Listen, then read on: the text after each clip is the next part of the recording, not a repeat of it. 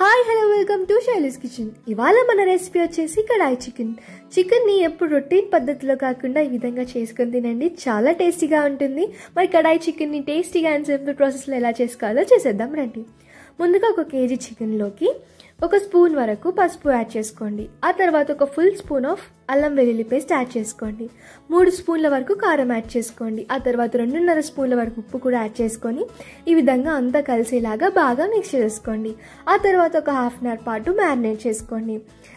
ఆ తర్వాత చూపిస్తున్న విధంగా ఇవన్నీ కూడా సిద్ధం చేసుకోండి. పుదీనా, ఉల్లిపాయ ముక్కలు, మిర్చీలు, కొత్తిమీర, కరివేపాకు ఇవంతా కూడా సిద్ధం చేసుకోండి. ఆ తర్వాత 1 కడాయి తీసుకోండి. కడాయి హీట్ అయిన తర్వాత అందులోకి 4 పావుల వరకు ఆయిల్ యాడ్ చేసుకోండి. ఆ తర్వాత మీ దగ్గర ఉన్న మసాలాలు ఉంటాయి కదా, లవంగం, ఇలాచి, దాల్చిన చెక్క అలాంటివి యాడ్ చేసిన తర్వాత ఉల్లిపాయ ముక్కలు, పచ్చిమిర్చి, పుదీనా, కరివేపాకు కూడా యాడ్ చేసుకొని బాగా మిక్స్ చేసుకోండి.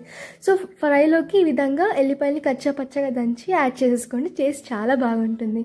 సో యాడ్ చేసుకున్న తర్వాత ఒకసారి బాగా మిక్స్ చేసుకోండి. ఆల్రెడీ మనం మ్యారినేట్ చేసేటప్పుడు అల్లం వెల్లుల్లి పేస్ట్ యాడ్ చేసుకున్నాం కాబట్టి ఆనియన్లోకి కాస్త తక్కువగానే అల్లం వెల్లుల్లి పేస్ట్ యాడ్ చేసుకోండి. 1 హాఫ్ స్పూన్ అల్లం వెల్లుల్లి పేస్ట్ అండ్ హాఫ్ స్పూన్ పసుపు యాడ్ చేసుకున్న తర్వాత బాగా మిక్స్ చేసుకోండి. ఆ తర్వాత మ్యారినేట్ చేసుకుని చికెన్ కూడా యాడ్ చేసుకోండి.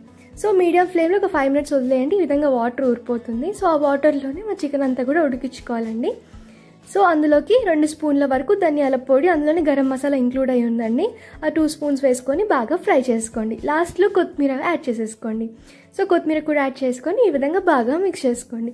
ఒక్క చుక్క కూడా వాటర్ వేయకుండా చికెన్లో ఉండే వాటర్తోనే ఈ విధంగా మంచిగా కుక్ చేసుకొని ఫ్రై చేసుకోండి. చాలా టేస్టీగా ఉంటుంది. మీరు కూడా ట్రై చేయండి. మీకు కూడా నచ్చింది. Do like, share and subscribe.